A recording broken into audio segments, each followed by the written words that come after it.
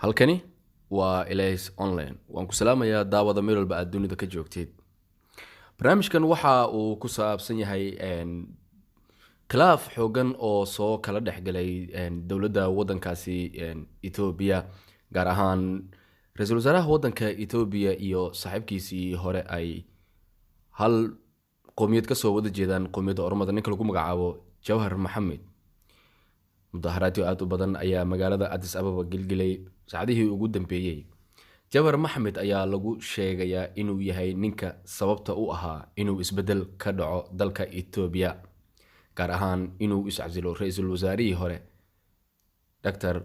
Hailemariam Desalegn isaga oo hogaaminayay mudaharaadyadii Ethiopia ka dhacay ka bilowday 2016.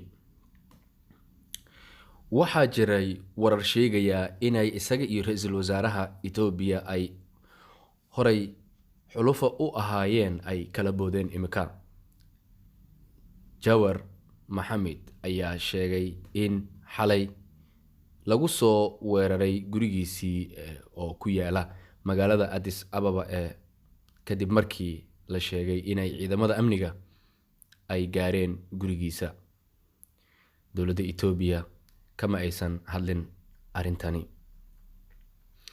Jawhar wuxuu sheegay in ciidamada dowladda ay ilaaladiisii ku amreen inay isaga soo baxaan gurigiisii isaga oo aan lagu wargelin sababta. wuxuu ku andacooday in talaabadaasi loo gogol lahaa in halis lagu geliyo noloshiisa sida uu hadalka u dhigay.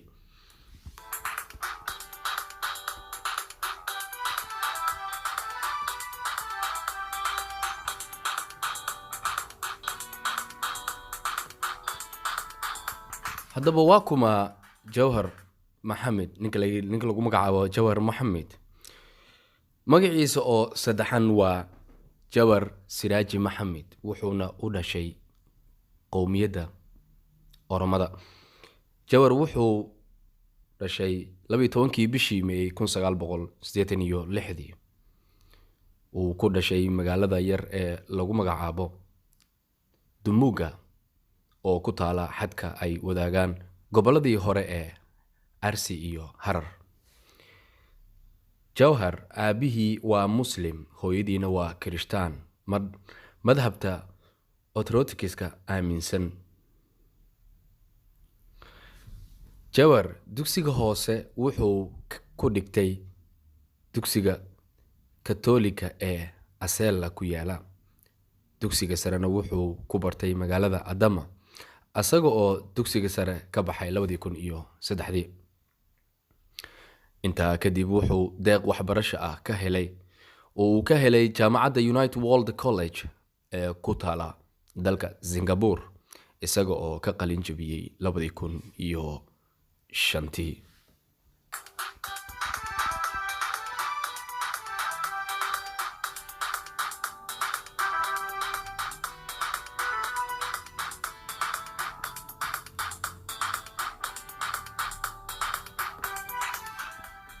wuxuu sidoo kale jaamacadda Stanford ka bartay shahaadada AB, wuxuuna ka bartay cilmiga siyaasadda isaga oo ka qalin jabiyay 2009 kadib markii jaamacadda Columbia uu shahaadada labaad ee masterka uu ka qaatay isaga oo bartay cilmiga xuquuqda aadanaha, wuxuuna ka qalin jabiyay 2013. 2006 markii uu dhiganayay jaamacadda Stanford, wuxuu Jawhar aasaasay ururkii dhalinyarada Oromada caalamka oo loo soo gaabiyo IOYA, isaga oo bilaabay inuu dhalinyarada Oromada ee dibadaha ku nool ay midoobaan si ay u raadiyaan qadiyad qowmiyadda Oromada. Jawhar wuxuu ku soo caanbaxay khudbadaha iyo bandhigyada uu kaga hadlo siyaasadda dalka Ethiopia, isaga oo waliba qurba joogta Oromada ee Mareykanka ku nool hormuud u ahaa. Jawhar Mohammed ayaa lagu tilmaamay inuu yahay xubinta ugu muhiimsan ee aasaasay ururka dhalinyarada Oromada ee loo yaqaano Khero, oo dalka gudihiisa mudaharaadka sababay in ay dowladda isbedel samayso.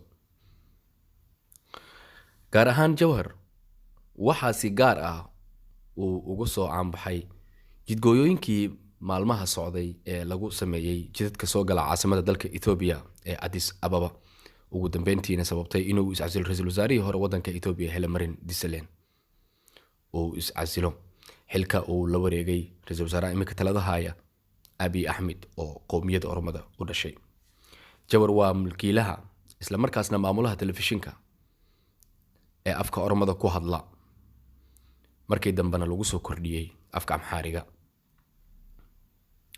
dalka Ethiopia markii uu isbedelka ka dhacay 2018 ayuu dib ugu soo laabtay dalka Ethiopia. Jawhar ayaa lagu eedeynayaa inuu qayb ka yahay horinta colaadaha qowmiyadaha dalka Ethiopia ka dhex dhacda, isaga oo lagu sheego inuu fariimo isku dhacyo abuuri karo baraha bulshada ku tabiyo, laakiin waa uu beeniyey arrinkaasi aba eedeymahaasi. xiriirka Abiy Ahmed iyo Jawhar. ra'iisul wasaaraha waddanka Ethiopia Dr. Abiy Ahmed iyo Jawhar Mohammed waxay ahaayeen laba qof oo aad isugu dhow. Jawhar markii uu dalka imaanayay 2018 wuxuu Dr. Abiy Ahmed u soo dhabeeyay si maqaam sare leh.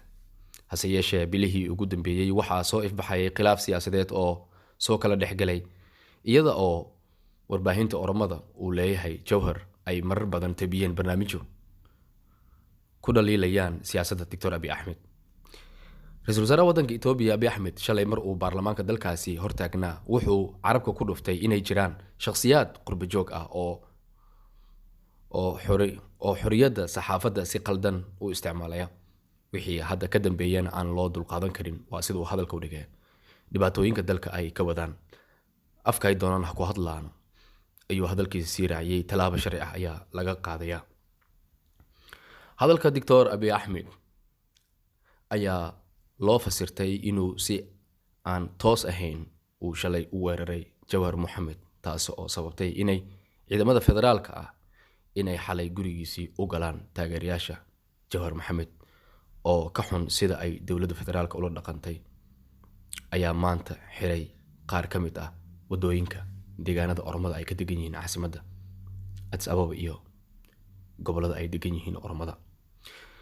haddii arrintani ay saa ku sii socoto Ethiopia, ayadoo aynu ognahay in Ethiopia iyo Masar uu u dhaxeeyo loolan dhanka biyo-xireenka dowladda Ethiopia ay ka dhisayso waddankaasi, dowladda Masarna ay ka muujisay walaac aad u ballaaran ka oo sababi karaya in dowladda Masar ay adeegsato awood military, maadaama dowladda Masar marka laga hadlayo dhanka cirka ay kaga awood badan tahay dowladda Ethiopia.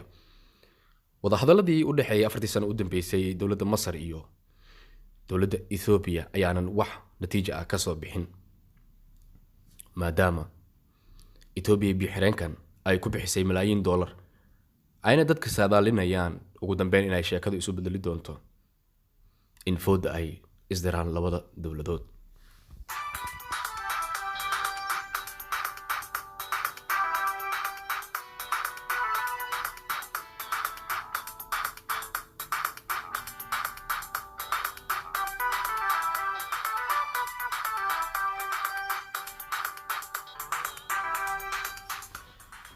lama saadaalin karo waxa ay ku dambeyn doontaa ra'iisul wasaaraha waddanka Ethiopia iyo saaxiibkiisii Jawhar Mohammed, maadaama khilaaf uu dhexdooda yimid. ninka lagu magacaabo Jawhar Mohammed ayaa ah ninka ugu taageerada badan qowmiyadda Oromada, maadaama dalkaasi Ethiopia ay ku nool yihiin qowmiyo kala duwan, laakiin ay yihiin Oromada dadka ugu badan lagu qiyaaso ilaa 40 milyan inay gaarayaan. Dr. Ahmed haddii uu isku furo jahwareer siyaasadeed kale oo dalka gudihiisa ah, tii Masar iyo Ethiopia u dhaxaysana aan weli xal loo helin ayadoo online ah, ayaa aan la saadaalin karin in waxa ay ku dambeyn doonto xisbiga Oromada maanta talada dalkaasi haya oo hormuudka ka yahay ra'iisul wasaaraha waddanka Ethiopia Abiy Ahmed.